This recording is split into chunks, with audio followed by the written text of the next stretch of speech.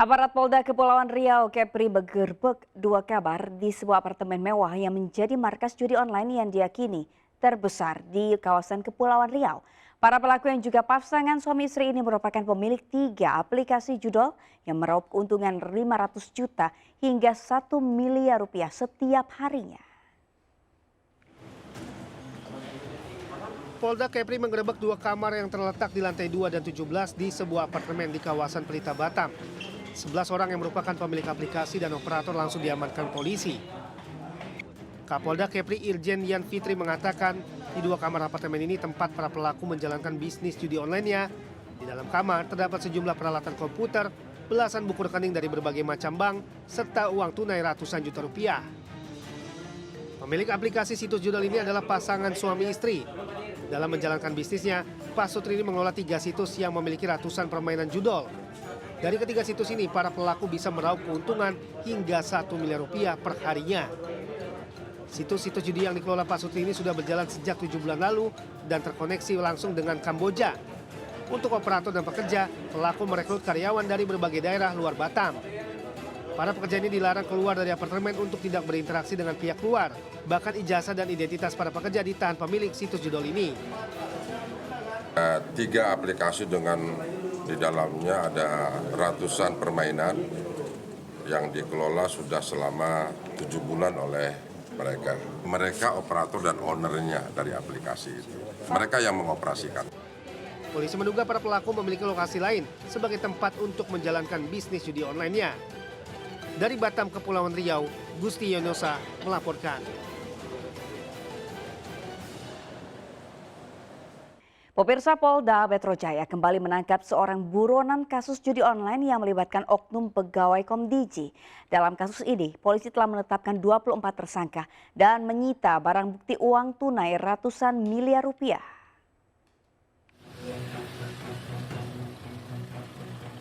Aparat Jatan Ras Polda Metro Jaya kembali menangkap seorang buronan kasus judi online yang melibatkan 10 orang pegawai Kementerian Komdiji dan beberapa warga sipil. Buronan berinisial B tersebut ditangkap di Jakarta. Dari hasil pemeriksaan penyidik, pelaku berinisial B ini bukan pegawai Kementerian Komdiji. Ia berperan mengelola situs judi online agar tidak terblokir. Kabid Humas Polda Metro Jaya Kombes Ade Arisha mengatakan, selain menangkap B, penyidik juga menyita barang bukti uang tunai miliaran rupiah, di mana uang tersebut merupakan setoran dari sejumlah bandar judol, menginginkan situsnya agar tidak diblokir oleh Kementerian Komdiji. Salah satu barang buktinya adalah uang tunai sekitar 5 miliar rupiah, di mana uang ini merupakan uang setoran para bandar atau agen judi online yang menitipkan website judinya kepada tersangka B. Saat ini penyidik masih memburu 4 orang buronan yang berinisial J, C, JH, dan F. Nama-nama buronan itu telah dimasukkan ke dalam daftar pencarian orang. Penyidik juga telah menyita uang tunai sedikitnya sebesar 150 miliar rupiah. Polda Metro Jaya sendiri telah menetapkan 24 orang tersangka. 10 diantaranya merupakan oknum pegawai Komdiji, sedangkan 14 orang lain yang merupakan warga sipil. Dari Jakarta Selatan, Helmi Sajangbati melaporkan.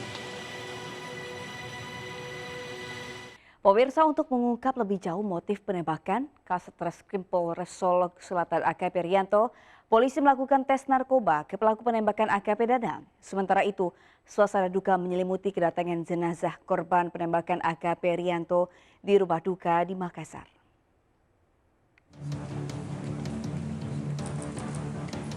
Polda Sumatera Barat telah membuat tim gabungan untuk pengungkapan kasus penembakan perwira polisi AKP Rianto Ulil Ansyar, Kasat Reskrim Polres Solo Selatan yang dilakukan oleh AKP Dadang Iskandar Kabak Polres Solok Selatan. Hingga saat ini kasus ini sudah dinaikkan ke status sidik dan penetapan pelaku AKP Dadang Iskandar, Kabak Ops Polres Solok Selatan dengan status tersangka. Kabid Humas Polda Sumatera Barat Kombes Pol Dwi Sukistiawan menyatakan pelaku dinyatakan negatif mengonsumsi narkoba, namun akan menjalani proses pemeriksaan rambut dan darah. Treskrimum Polda Sumatera Barat Kombes Pol Andri Kurniawan menyatakan saat ini pihaknya sudah membentuk tim gabungan dalam pengungkapan kasus penembakan tersebut dengan mengumpulkan sejumlah barang bukti olah TKP dan pemeriksaan saksi dan tersangka.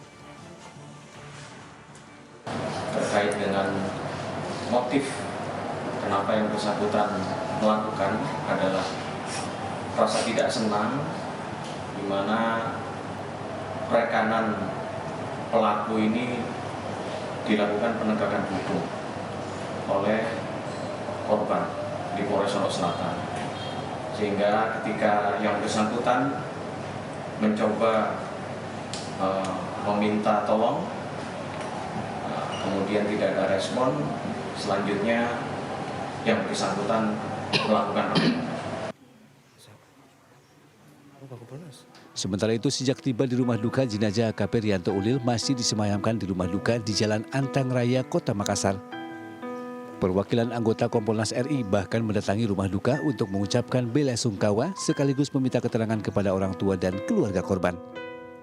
Ratusan karangan bunga ucapan turut berduka cita juga memenuhi perkarangan dan halaman rumah duka. Dari Kompolnas datang ke rumah duka ini mengaturkan bela sungkawa yang sedalam-dalamnya kepada keluarga junior saya. Sebelumnya, Kasat Reskrim Polres Solo Selatan Polda Sumatera Barat AKP Rianto Ulil tewas ditembak oleh AKP Dadang Iskandar. Penembakan ini dipicu saat korban menangkap pelaku tambang ilegal C ilegal yang diduga dibackingi pelaku. Dari Padang dan Makassar, Budi Sunandar, Julius bin iNews melaporkan.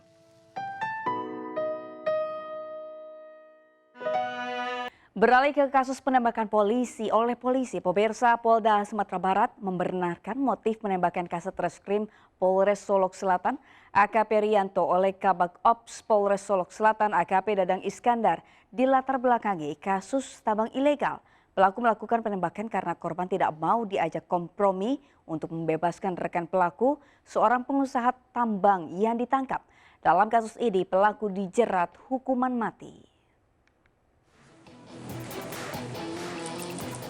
Inilah penampakan Kabag Ops Polres Solok Selatan AKP Dadang Iskandar, tersangka kasus penembakan hingga tewas Kasat Reskrim Polres Solok Selatan AKP Rianto. Setelah dikritik anggota DPR usai dijadikan tersangka, AKP Dadang langsung dikenakan baju tahanan dan tangannya diborgol. Motif penembakan hingga tewasnya polisi di Solok Selatan, Sumatera Barat pun akhirnya terkuak. Motif Kabag Ops Polres Solok Selatan AKP Dadang Iskandar yang menembak mati Kasat Reskrim AKP Rianto terkait kasus tambang ilegal. Dalam pemeriksaan, pelaku AKP mengaku tidak senang. AKP Rianto menangkap rekannya yang diduga pengusaha tambang ilegal. Pelaku marah ke korban karena tidak mengindahkan permintaannya untuk membebaskan rekan pelaku yang ikut terjaring dalam penertiban tambang ilegal. Hingga saat ini penyidik masih mendalami siapa sebenarnya pemilik tambang ilegal tersebut dan sejauh mana hubungan AKP Dadang dengan pengusaha tambang ilegal tersebut. rasa tidak senang di mana rekanan pelaku ini dilakukan penegakan hukum oleh korban di Polres Solok Selatan, sehingga ketika yang bersangkutan mencoba meminta tolong, kemudian tidak ada respon, selanjutnya yang bersangkutan melakukan Aparat Polda Sumber juga menemukan fakta lain dalam kasus penembakan ini. Setelah AKP Dadang menembak korban, pelaku kemudian menembak rumah Kapolres Solok Selatan. Tak tanggung-tanggung, tembakan yang dilontarkan sebanyak 7 kali dan saat itu Kapolres tengah berada di rumah. Dalam kasus ini polisi telah menyita sebuah pistol jenis HS beserta magazin, selongsong peluru, pakaian dan dompet pelaku. Pelaku akan dikenakan pasal berlapis, salah satunya pembunuhan berencana dengan ancaman hukuman mati. Dari Padang, Sumatera Barat, Budi Sunandar melaporkan. Presiden Prabowo melanjutkan lawatan ke Abu Dhabi, Uni Emirat Arab setelah dari London, Inggris. Kedatangan Prabowo disambut meriah oleh Presiden Uni Emirat Arab Mohammed bin Zayed Al Nahyan. Presiden Prabowo Subianto tiba di Istana Kepresidenan Kasarwatan pada Sabtu siang. Kedatangan Prabowo disambut dentuman meriam hingga pasukan berkuda dan unta yang berjejer di sepanjang jalan. Presiden Uni Emirat Arab Mohammed bin Zayed Al Nahyan telah menanti kedatangan Prabowo. Keduanya pun saling bertegur sapa, bersalaman dengan hangat.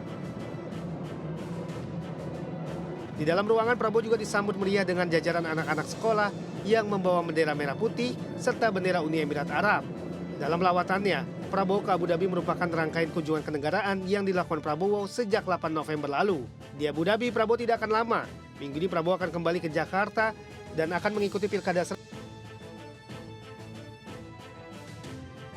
Pemirsa, pebiliar asal Pulau Bintan, Batam, Kepulauan Riau berhasil menjadi juara dalam Popsiple Circuit Seri 4 2024 yang digelar di Kota Batu, Jawa Timur. Atlet berusia 16 tahun dari tim Karabau keluar sebagai juara setelah menggandaskan perlawanan atlet biliar Rico Dewe asal tim Labewa di babak Grand Final.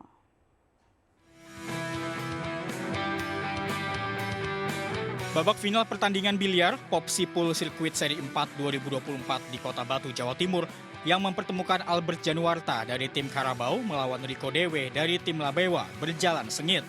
Atlet berusia 16 tahun asal Pulau Bintan, Batam ini langsung unggul jauh di awal pertandingan dengan skor 5-1 untuk Albert. Rico Dewe yang mencoba bangkit memberikan perlawanan, sempat memperkecil kedudukan hingga 7-4. Namun dengan permainan tenang dari Albert membuat lawannya cukup kesulitan mengimbangi dan mampu mengakhiri pertandingan dengan skor 9-5. Tentunya pasti sangat senang ya, karena bisa jadi tuan rumah di Kota Batu, apalagi di Karabau Pulen Bistro, dan saya bisa juara di sini. Memang Albert ini kita nominasikan untuk terjun ke event-event internasional, terutama yang ke Qatar maksud barusan itu. Dia itu sekarang sangat dipersiapkan oleh klubnya Karabau untuk menuju go internasional. Dengan kemenangan di Popsiple Circuit Seri 4 ini menjadi modal persiapan dan bekal Albert untuk berlaga pada kejuaraan biliar internasional di Qatar awal Desember mendatang. Dari Batu, Jawa Timur, Denny Irwansyah, iNews melaporkan. Pemirsa, hujan deras di Jakarta sejak Sabtu siang menyebabkan banjir di permukiman warga kawasan Lubang Buaya, Cipayung, Jakarta Timur. Banjir diakibatkan tertutupnya saluran air. Seperti inilah situasi saat permukiman warga di Jalan Gang Damai, Kelurahan Lubang Buaya, Kecamatan Cipayung, Jakarta Timur terendam banjir pada Sabtu sore dengan ketinggian mencapai 70 cm. Tidak terlihat adanya aktivitas warga di luar rumah. Banjir akibat hujan deras kerap terjadi di wilayah ini karena tertutupnya saluran air. Untuk mengurangi debit air di permukiman warga, petugas Dinas SDA Cipayung, Jakarta Timur mengerahkan 2 mesin penyedot air.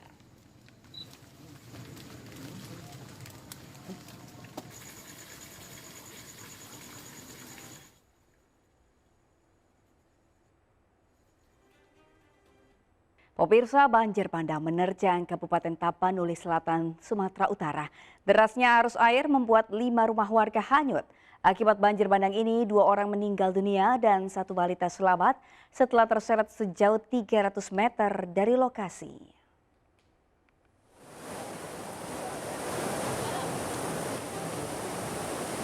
Banjir bandang ini merusak puluhan rumah di 3 desa 2 kecamatan Batang Angkola dan kecamatan Sayur Mantigi.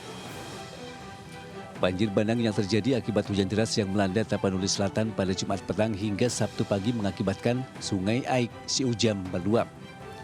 5 rumah warga di desa Sipange Siunjam terbawa banjir bandang yang disertai material batu dan lumpur. 2 orang warga tewas dan kini telah disemayamkan di rumah duka. 3 korban lainnya mengalami luka-luka dan dirawat di Rumah Sakit Umum Pintu Padang. Sedangkan seorang balita yang terseret sejauh 300 meter selamat dan ditemukan di area persawahan. Tadi malam hujan. Deras hujannya, deras kan udah lama. Dari jam berapa Bang hujan di sini? Paling jam 9. Dari jam 9 malam? Iya, karena dibangunin kita tahu. Besar air bah gitu datangnya. Iya. Ada 5 rumah yang habis. 5 yang habis. Iya. Untuk korban ada Bang? 2 yang udah meninggal. Berdasarkan data BPBD Tapanuli Selatan, banjir bandang tersebut melanda 3 desa di 2 kecamatan, yakni Kecamatan Batang Angkola dan Kecamatan Sayur Mantigi. Hingga kini belum diketahui pastinya berapa jumlah rumah yang mengalami kerusakan akibat banjir bandang. Sementara itu, para korban banjir berharap adanya bantuan dari pemerintah. Dari Tapanuli Selatan, Sumatera Utara, Indra Mulia Siagian, iNews melaporkan. Pemirsa, Pantai Pasir Putih Jambu Cinangka Anyar adalah salah satu destinasi wisata yang tengah ramai diperbincangkan di media sosial akhir-akhir ini. Ada salah satu konten yang menarik perhatian yang mengeluhkan harga tiket parkir terbilang mahal.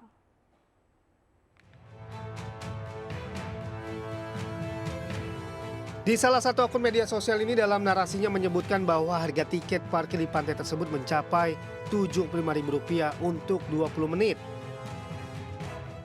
Hal ini memicu kehebohan di kalangan pengguna media sosial yang merasa terkejut dengan besarnya nominal yang mesti dikeluarkan untuk sekedar parkir. Dalam responnya, pengelola Pasir Putih Cinangka Anyer memberikan klarifikasi terkait informasi yang viral tersebut. Menurutnya harga Rp75.000 yang disebutkan adalah tiket masuk ke kawasan pantai, bukan hanya untuk parkir kendaraan. Itu bukan parkir masuk, itu karcis tanda masuk kendaraan lesehan. Itu bukan kita ngitungnya bukan per 20 menit, itu sehari full. Saungnya udah free, udah jadi boleh akses saungnya udah boleh. Jadi nggak dihitung orang sih, jadi per mobil aja. Pengunjung mengaku masuk ke pantai ini masih sesuai dengan harga tiketnya. Apalagi fasilitas saung yang tersedia bagi pengunjung juga diberikan secara gratis. Dari Serang, Banten, Mahesa Priyandi melaporkan. Pemirsa, beternak hewan peliharaan bisa menjadi peluang usaha yang menjanjikan. Seperti seorang mahasiswa di Kota Padang, Sumatera Barat ini yang bisa meraup omset hingga jutaan rupiah lewat bisnis ternak sugar glider.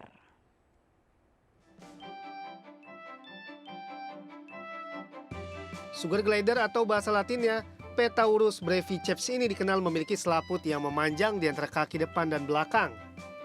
Hewan ini kerap dianggap sebagai tupai terbang, padahal keduanya adalah spesies yang berbeda.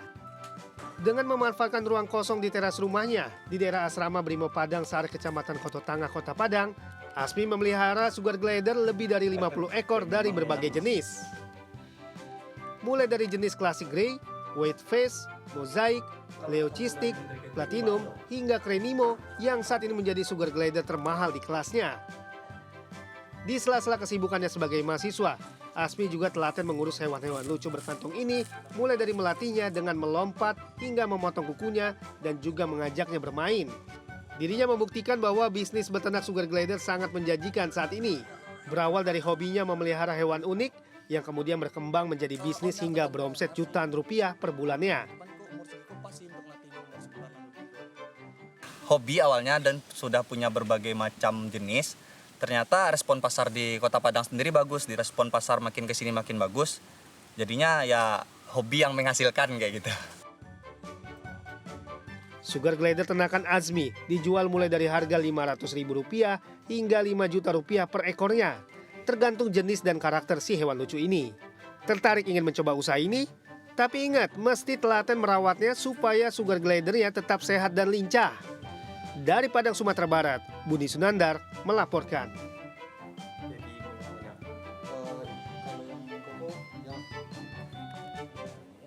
Pemirsa, kaca cermin tidak hanya bagian dari kelengkapan lemari saja, tetapi sudah menjadi aksesoris utama sebagai penghias rumah Anda.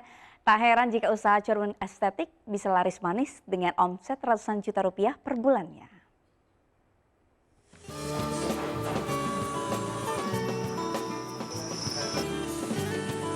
Model kaca cermin yang itu aja emang sudah ketinggalan zaman. Kini cermin yang banyak diminati adalah yang berbentuk tidak beraturan karena dianggap lebih estetik. Model organik dan Skandinavian pun juga banyak dicari karena bentuknya yang simpel dan keren seperti jendela rumah-rumah bergaya Eropa. Tak heran jika produksi cermin estetik ini banyak menerima pesanan baik dari pasar lokal, nasional hingga dikirim ke beberapa negara di luar negeri. Usaha memodif cermin yang estetik ini sudah berjalan selama 5 tahun. Bisa dibilang, bisnis ini sangat menjanjikan. Pemilik usaha mengaku omsetnya mencapai 700 sampai 800 juta rupiah per bulannya. Pemasaran ya di seluruh Indonesia, utamanya di Pulau Bali, terus termasuk kita kirim-kirim ke luar negeri juga sih. Kalau kebanyakan dikirim kemana, apa model villa gitu? Iya, di Bali hampir semua villa dan hotel, termasuk rumah-rumah pribadi juga. Kebanyakan sih hotel sama villa sih. Sementara untuk harga kaca cermin esrek ini dijual bervariasi, mulai dari Rp150.000 hingga jutaan, tergantung model dan ukurannya. Dari Denpasar, Bali, Indira Ari melaporkan. Pemirsa, bagi Anda yang suka makan makanan berkuah, kuliner yang satu ini bisa menjadi pilihan. Namanya misoa. Bentuknya seperti bihun, namun terbuat dari tepung beras yang disajikan dengan beragam topping dan kuah yang gurih. Seperti apa? Berikut liputan Elsia Casey dari Tangerang Selatan, Banten.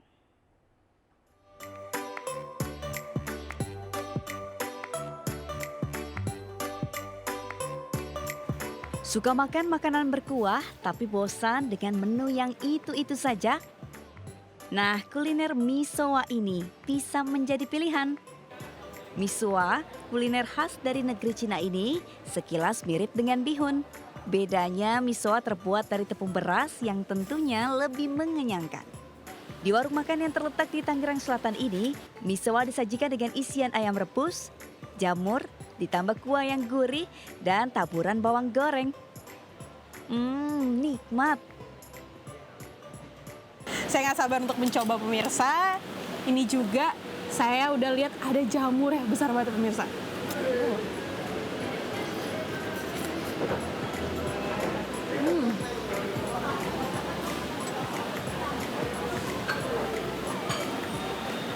Ini memang rasanya sangat comforting atau sangat nyaman sekali, pemirsa. Rasanya hangat, kemudian ada rasa gurih dari kaldu ayamnya, dan juga ada rasa manis sedikit dari kaldu ayam. Jadi rasanya sangat kaya, sangat flavorful sekali, dan sangat enak dinikmati untuk Anda yang ingin makan makanan berkuah.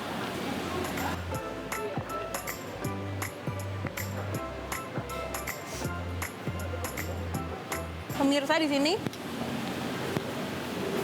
juga sudah ada goyong, dan goyong ini juga merupakan makanan yang mirip dengan lumpia, tetapi goyong ini isinya adalah campuran dari ayam cincang dan juga udang. Nah, tentunya ini sangat tinggi protein ya pemirsa, tetapi digoreng dengan kulit tahu yang rasanya tuh crispy. Nah, ini bisa pemirsa lihat nih, crispy banget di luarnya, tetapi di dalamnya itu lembut kelihatannya ya.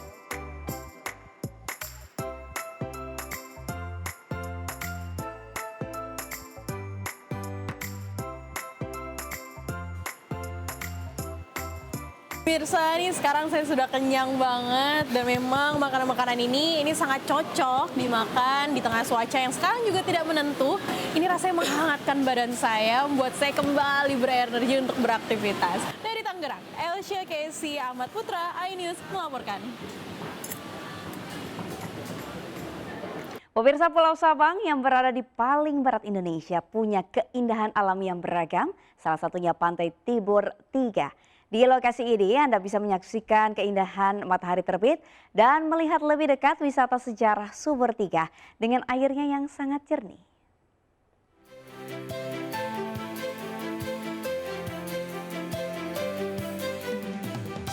Bagi Anda yang menyukai fotografi, siapkan kamera Anda untuk pengambilan sudut terbaik di Pantai Sumur 3, Kecamatan Sukajaya, Kota Sabang. Lihat saja pemirsa, kuningnya pancaran sinar mentari yang membelah cakrawala saat pagi tiba tergambar layaknya sebuah lukisan. Tak heran, daya tarik ini pula yang membuat banyak wisatawan berkunjung ke lokasi ini menghabiskan waktu liburan di pulau paling barat Indonesia. Hembasan gelombang serta riuhnya perahu-perahu nelayan yang hendak melaut di pagi hari menambah suasana liburan lebih berkesan. Pulau Sabang tak hanya kaya dengan wisata alam panorama bawah laut. Pantai Sumur 3 juga punya pesona keindahannya tersendiri. Masih di area pantai, Anda juga bisa menikmati objek wisata sejarah Sumur 3 dengan airnya yang sangat jernih. Untuk masuk ke sini, Anda cukup membayar uang Rp5.000 saja. Sebenarnya pantainya bagus, hanya saja sumur-sumurnya padahal ini peninggalan sejarah tapi tidak terurus. Karena kan ini objek wisata yang bagus, karena ini sejarah di Kota Sabang. Kita bisa puas kita lihat pemandangan alam sekitar sini itu kan lebih bagus, lebih indah ya, lihat nih. Sunrise ya. Nah, bagi Anda yang sedang berkunjung ke Pulau Sabang, bisa menyempatkan diri menikmati indahnya matahari terbit di Pantai Sumur Tiga. Dari kota Sabang, Aceh, Sukri Sarifudin, iNews melaporkan. Pemirsa, MNC Vision bersama dengan MNC Peduli kembali menggelar kegiatan CSR kepada warga yang membutuhkan di Jakarta dengan bantuan berupa peralatan sekolah, sembako dan juga kelengkapan rumah tangga diharapkan dapat memberikan manfaat positif untuk panti asuhan Rumah Pemulihan Kasih Anugerah yang berada di kawasan Jakarta Barat. Puluhan anak penghuni panti asuhan Rumah Pemulihan Kasih Anugerah Tegal Alur, Jakarta Barat bergembira dan menyanyi bersama saat tim MNC Vision dan MNC Peduli hadir sebagai bentuk kepedulian kepada sesama. Dalam kesempatan ini, MNC Vision bersama MNC Peduli memberikan bantuan berupa alat-alat sekolah, sembako, hingga peralatan elektronik rumah tangga untuk mendukung berbagai aktivitas daripada penghuni panti asuhan. Kita lihat juga antusiasme dari penghuni panti asuhan ini sangat antusias sehingga membuat semangat kami untuk memberikan semangat kepada kami untuk memberikan selalu kebaikan kepada mereka. Satu kebanggaan kami boleh dikunjungi karena ini nggak pernah terpikir dalam hati kami, tetapi MNC Vision boleh datang ke tempat ini berbagi sukacita, berbagi berkat buat anak-anak. Bentuk kepedulian melalui kegiatan CSR akan terus dilakukan MNC Vision bersama dengan MNC Peduli bagi masyarakat yang membutuhkan di seluruh Indonesia. Dari Jakarta, Stephen Patinama, Dimas Winardi, iNews melaporkan.